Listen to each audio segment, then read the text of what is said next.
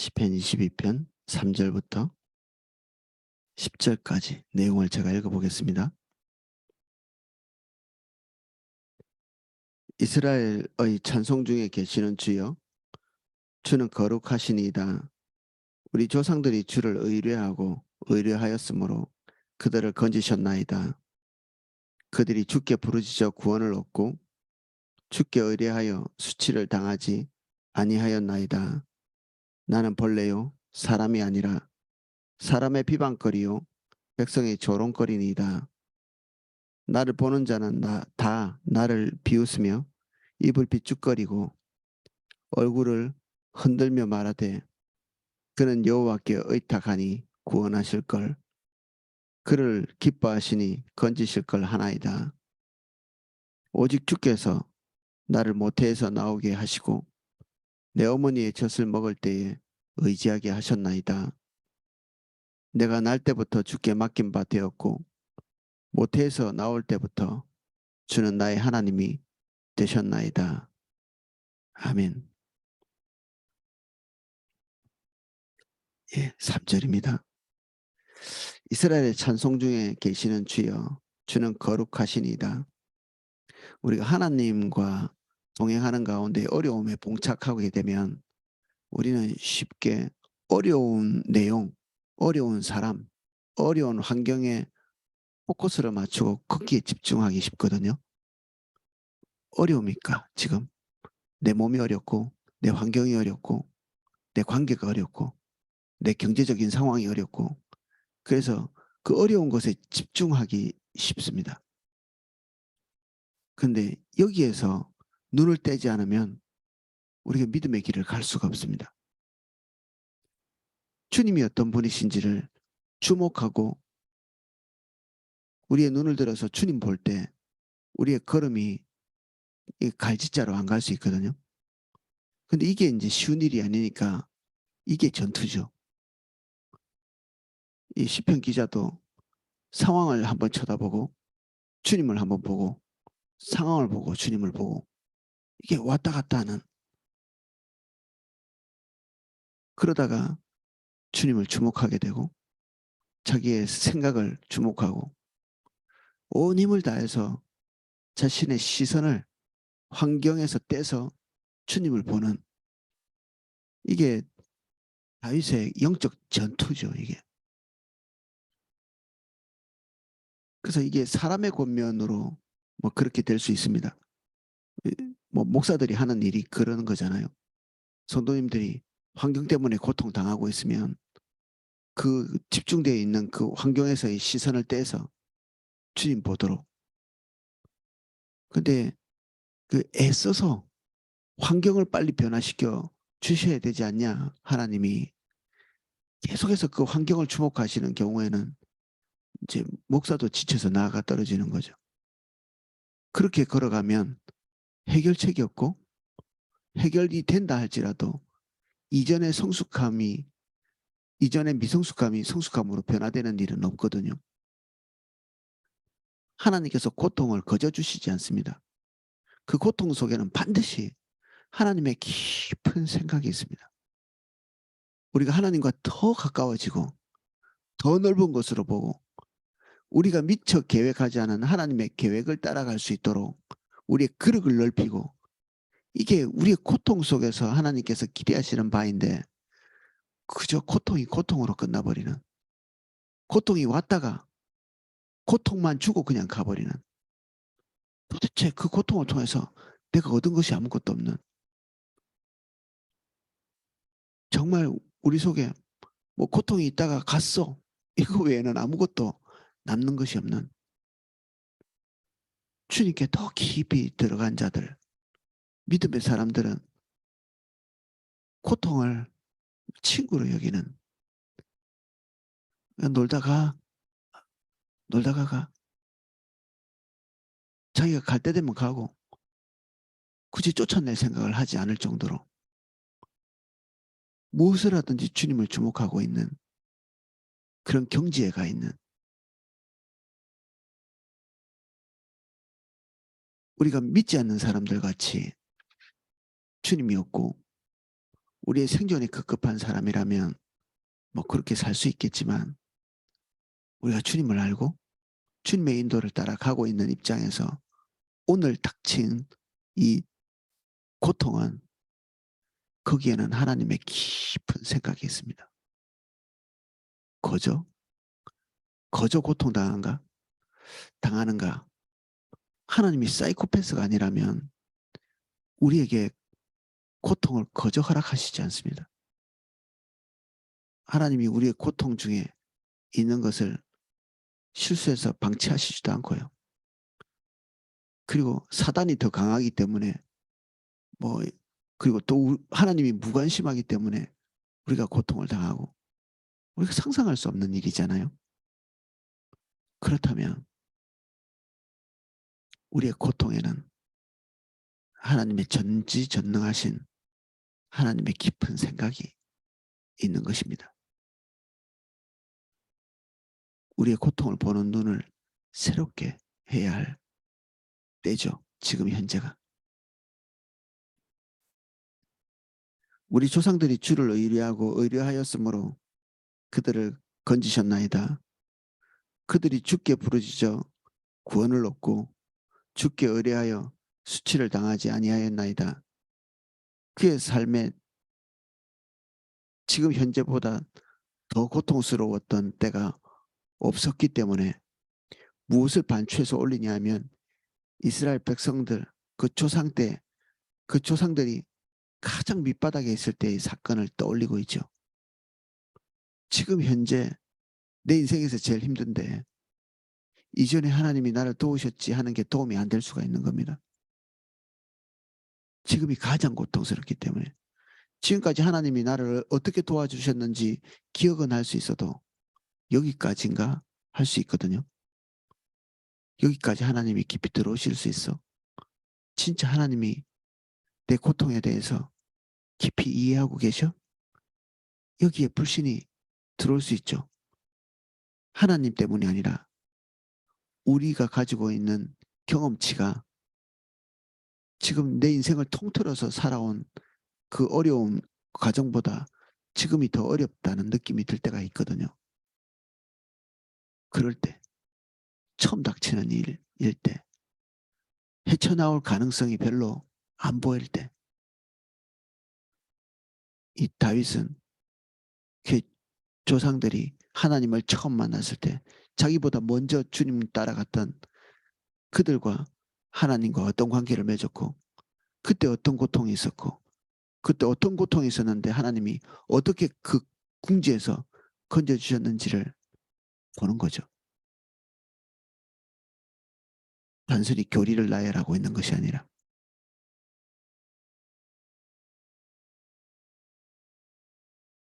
6절 나는 벌레요 사람이 아니라 사람의 비방거리요 백성의 조롱거리니다.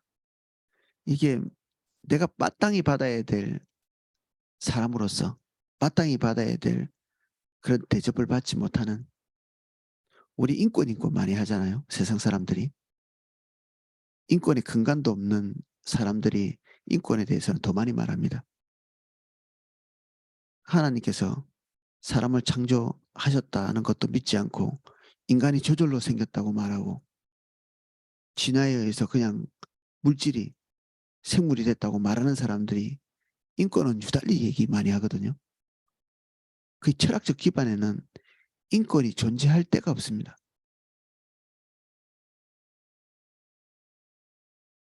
말뿐이죠.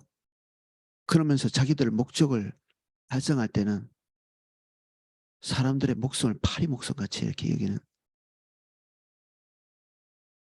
근데 하나님께서 우리의 삶의 일정 부분 동안에 우리가 마땅히 누려야 될 것들을 누리지 못하도록 결핍을 허락하실 때가 있습니다. 요셉은 죽음의 위협, 그리고 아주 기초적인 그 인간의 어떤 존엄 이런 것도 박탈당하는 야곱도 그랬고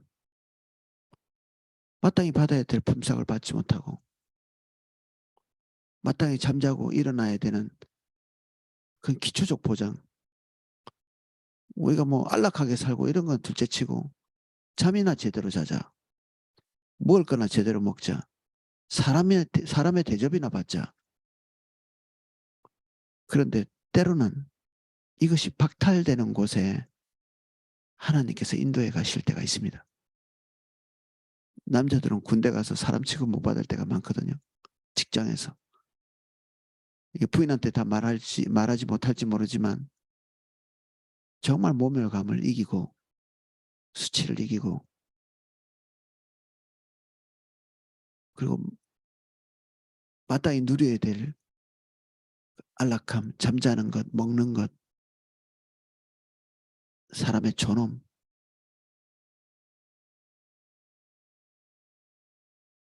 누리지 못하는 자매님들은 아이 놓고 키울 때 인간으로서 누려야 될 걸 누리시나요?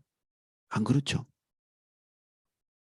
뭐 아이들 기저귀 갈면서 똥도 손에 묻혀야 되고 심지어 뭐 화장실 가고 먹고 자고 이런 것까지 박탈당하지 않나요?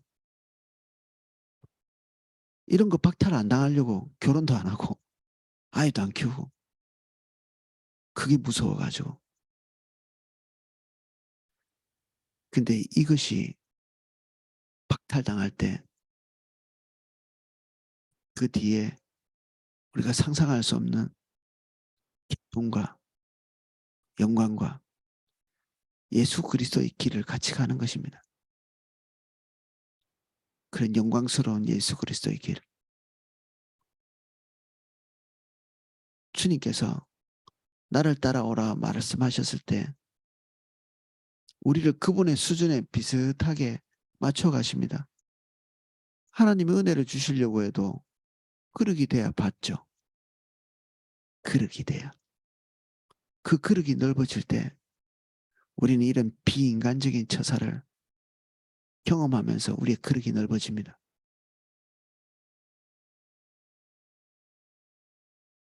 물론 하나님이 우리의 고통을 기뻐하시진 않죠. 그러나 거기에는 중대한 유익이 있기에 하나님께서 도장 찍고 허락하시는 것입니다. 우리가 마땅히 받아야 될 걸 받지 못하고 있는 시점이라면 우리는 지금 그릇이 넓어지고 있는 과정이다. 노예로서의 삶, 죄수로서의 삶, 아무 의미도 없는 인생을 사는 모세의 광야의 생활, 삶의 의미가 송두리째 뒤흔들릴 수 있는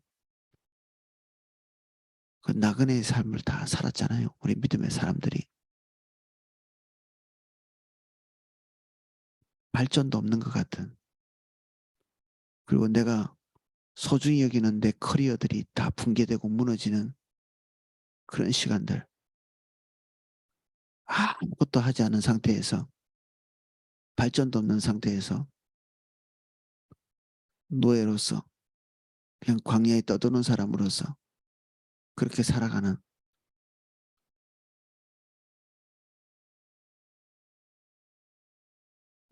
자신이 벌레고 사람이 아니다. 이런 고백을 무서워하는 사람은 하나님의 사람이 될 수 없습니다. 정말 내가 만물의 찌꺼기 같다. 이게 바울의 고백이었거든요. 복음을 전하는 과정 가운데 얼마나 힘이 들었으면 내가 세상의 찌꺼리요 구경거리 온 가는 곳마다 그냥 사람들의 그 조롱, 비웃음, 손가락질. 그러니까 자기 자신을 볼 때 자기가 세상의 찌꺼기 같은 느낌. 우리 화장실 수도에 이렇게 가끔 머리카락 때문에 이렇게 막혀있는 찌꺼기 그런 느낌들. 더러운 느낌. 우리 자신이 그 길을 지나가는 이게 믿음의 길에 반드시 포함되어 있습니다. 반드시. 남성으로서 꿈꾸는 게 있죠. 여성으로 꿈꾸는 것. 근데 정반대의 것이 우리에게 와서 여자 인생이 왜 이럴까? 내가 그래도 남자인데 왜 이럴까?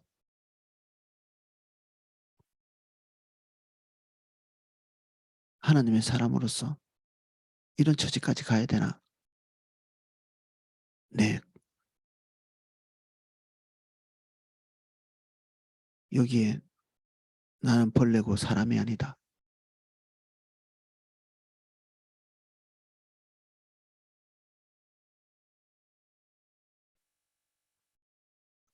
사람의 비방거리요, 백성의 조롱거리니다.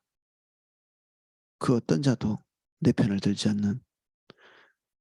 그래서 제일 싸구려 그 신앙이 환경이 어려울 때 그리고 궁지에 몰렸을 때 자기 편 찾는 사람입니다. 자기 편. 주님 보지 않고 내가 얼마나 힘든지 봐. 내가 얼마나 억울한지 봐. 이러실 수가 있나요? 정말? 하소연하는 미성숙한 거죠. 모두 커튼을 내리고 주님을 봐야 될 때 자기 편을 찾는, 여기 기웃 저기 기웃거리면서 그 못하면 올 코스 바꾸고 교구도 바꾸고.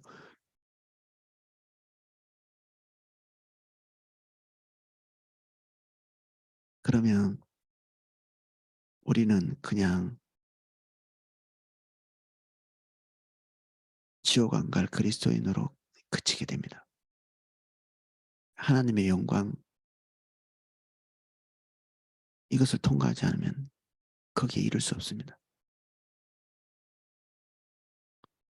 팥죽 안 그러게 자기 장자권을 팔았던 에서 당장에 죽게 생겼는데 영광이고 뭐고 장자권이고 뭐고 필요 없어. 이게 얼마나 이게 부끄러운 일인지 모릅니다. 정말 부끄러운 일이죠.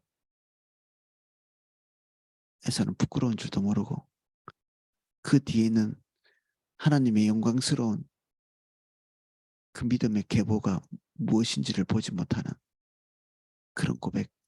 내가 이제 다 죽게 되는데 그따위 게 무슨 소용이 있어 하는.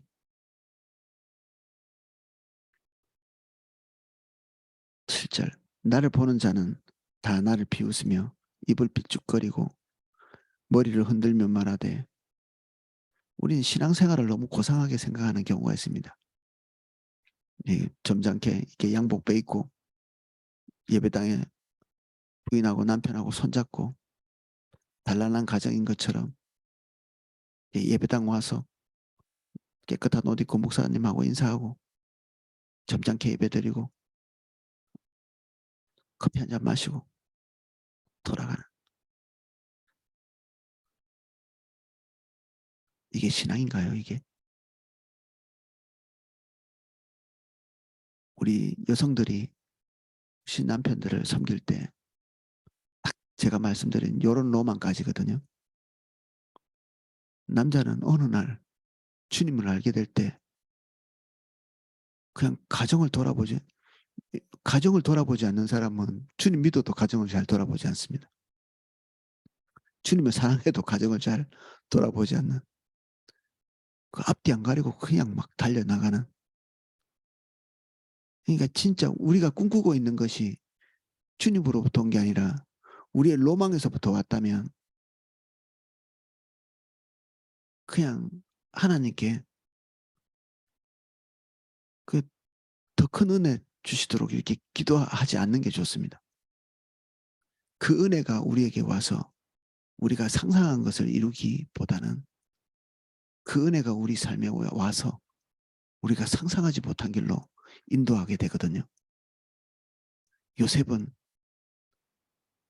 모든 별들이 자기를 향해서 절하는 꿈을 꿨죠.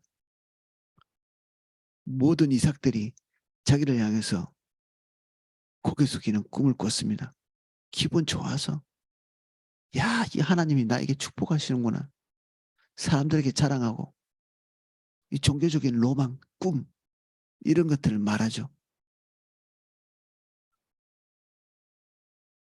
근데 그것이 진짜 의미하는 바를 깨달은 것은 도대체 얼마나 흘렀을지도 모르는 노예 생활, 감옥에서의 죄수의 생활, 그 깊은 수렁을 통과하고 나서야 그 꿈의 진정한 의미를 깨닫게 됩니다. 야곱이 그 아들 요셉의 그 꿈을 가슴에 담아두고 이게 뭔가 하나님께서 뭐 중대한 일을 행하실까? 아니요. 그 꿈 때문에 야곱이 경험한 것은 자식이 짐승에 물려 죽은 그 사실을 받아들이는 것이었습니다. 내 자식이 짐승에 물려 죽는다. 내 자식이 개에 뜯겨서 죽었다. 상상할 수 있나요, 이게? 야곱에게는 이것이 수십 년간 사실이었죠. 사실이었습니다. 그 기간이 얼마였는지 모르지만 자식이 짐승에게 뜯겨 죽은 사실, 이게 그 평생의 원한이었죠. 이게 다 꿈 때문에 일어난 일입니다. 꿈 때문에.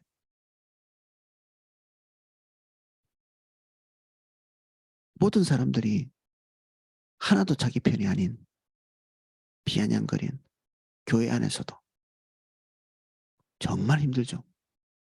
믿음의 사람들도 실제로 내 편이 아닌,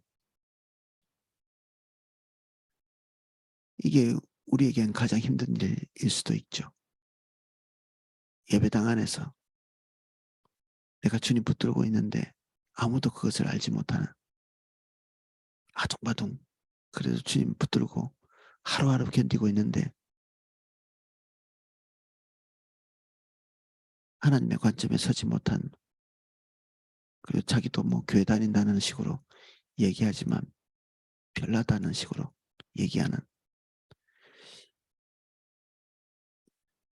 이게 입을 삐죽거리고 머리를 흔들고, 이게 메시아의 그 예언에 고스란히 들어가 있는, 그리고 예수님이 실제로 당한 일이고,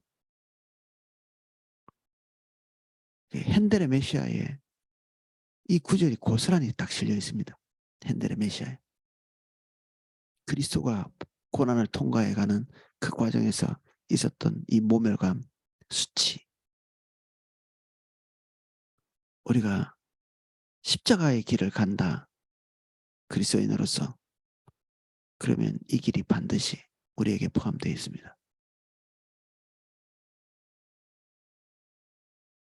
그가 여호와께 의탁하니 구원하실 걸, 그가 기뻐하니 건지실 걸 하나이다. 이게 우리의 현실이죠. 믿음의 사람들에게 당하는 손가락질.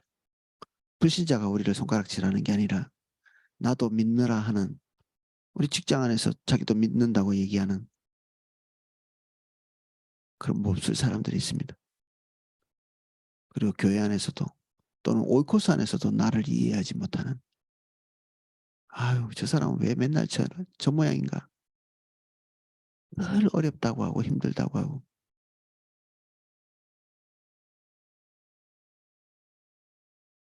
그리고 교회 안에서도 빈부의 격차가 느껴지고, 교회 안에서 어떤 사람은 더 많이 대접받는 것 같고 목사님이 나는 더 무시하는 것 같고, 이게 팩트이든 팩트가 아니든지 간에, 보통은 팩트가 아닌데 이게 우리에게 닥쳐 있으면 그런 생각을 하는 우리는 이제 수렁에 들어가는 거죠. 어떻게 수렁에서 빠지느냐? 아니라는 사실을 확인해서가 아니라 그런 것조차도 받아들일 각오를 하는 거죠. 수용하고 받아들이고 주님을 주목하는 것입니다. 아무도 내 편이 없을 때 진짜 주님 보게 됩니다. 아무도 내 편이 없을 때. 어떤 청년이 저를 찾아와서 그런 고백을 했습니다. 목사님, 나한테 이상한 일이 일어납니다. 사람들과 같이 있는 것이 즐겁지 않고 기쁘지 않고 외롭고 고독하고. 최근에 그 청년이 자기와 긴밀했던 사람과 뭐 나쁜 일은 아닌데 좋은 일로 이별을 경험했거든요. 보통 이럴 때 이제 경험하죠. 청년이니까 이런 일을 많이 경험하지 못했지만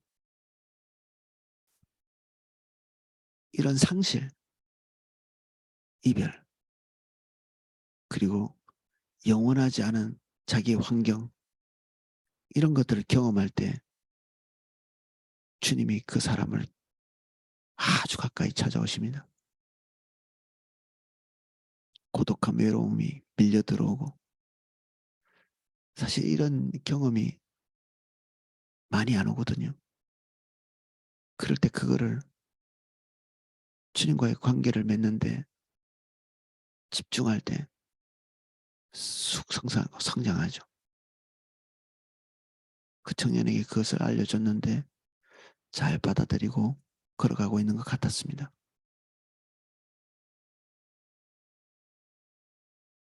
우리 자식들이 밖에 나가서 궁지에 몰릴 때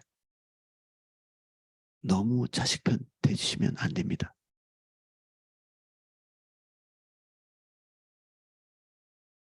진짜 고통스러운 거는 엄마 아빠도 대신해 주지 못합니다. 근데 그들이 주님 봐야 될 그 궁지에서 그 쓸모없는 사랑, 그 쓸모없는 긍휼, 그것 때문에 자식을 놓지 못하고 전전긍긍하는 그 쓸모없는 것 때문에 우리의 자녀들이 주님 보지 못하고 그 세상의 찌꺼기 같은 삶을 계속 질질 끌면서 하나님의 영광스러운 그 지점에 도달도 하지 못하고 그 낮은 눈, 낮은 관점, 수준 낮은 그 믿음의 길, 거기에 뺑글뺑글 맴돌거든요. 특히 엄마들 조심해야 됩니다. 우리 자식은 군대 가면 안 되고 이렇게 100이면 100. 우리 딸은 고생하면 안 되고. 무슨 소리 하시는 겁니까 지금? 그 고통을 지나지 않고 어떻게 믿음의 사람이 되겠습니까? 여러분들은 그런 고통 지나지 않고 오늘에 이르셨습니까?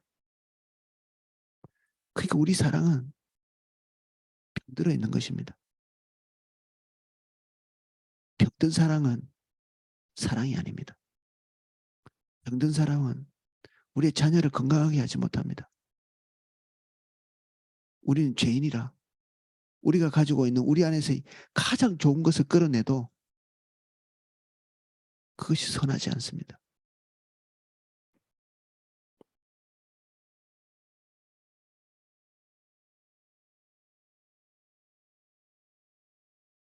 오직 주께서 나를 모태에서 나오게 하시고 내 어머니의 젖을 먹을 때에 의지하게 하셨나이다.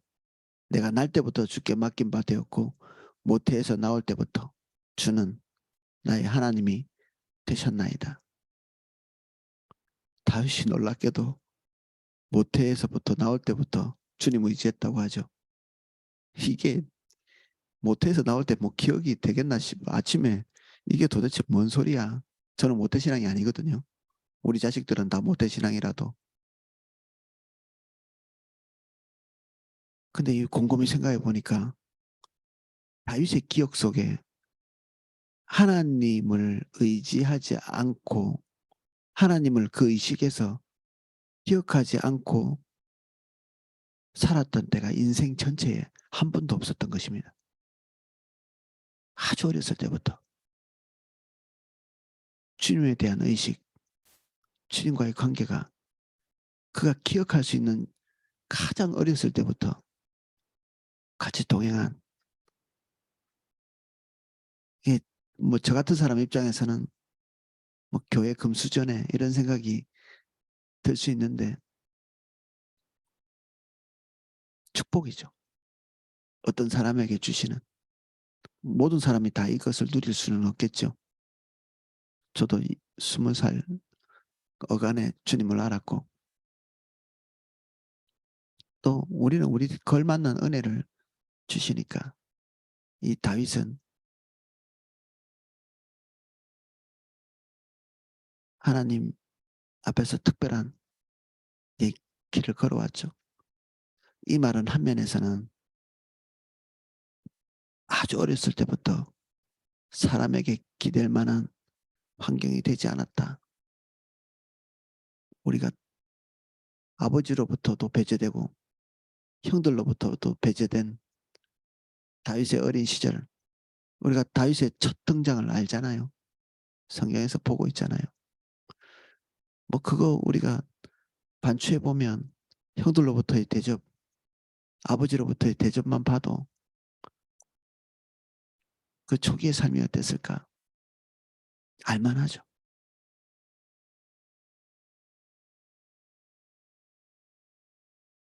사실 기도가 겨우 보내는 것보다 더 신실할 수 있겠죠. 어렸을 때부터 주님 알게 하고 싶지만 이게 은혜 없이 됩니까? 기도학교가 다 해주나요?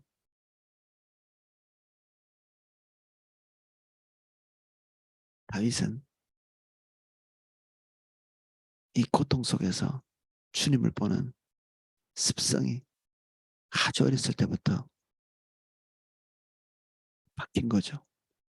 엄마도 보지 않고 아빠도 보지 않고 형들도 보지 않고 우린 양육을 시작할 때부터 엄마 아빠하고 밀착되는 것부터 가르치죠. 아닙니다. 주님께 밀착하는 것부터 가르쳐야 되죠. 양육이라는 것은 주님께 돌려드리는 과정이죠. 어린아이가 엄마 아빠를 주목해서 성장한다면 거기에 착을 가지고 그 바운더리에서 떠나지 못한다면 여러분들은 하나님으로부터 책망받을 것입니다. 저도 마찬가지고 너무 이쁘고 너무 사랑스럽지만 내 자식이 아니고 주님 자식이니까 떠나보내야 되죠. 어떨 때는 고통 속으로, 어떨 때는 노예의 삶으로, 어떨 때는 죄수의 삶으로 떠나보내야 됩니다. 그리고 어떨 때는 죽음의 길을 떠나보내야 될 때가 있습니다. 모세같이.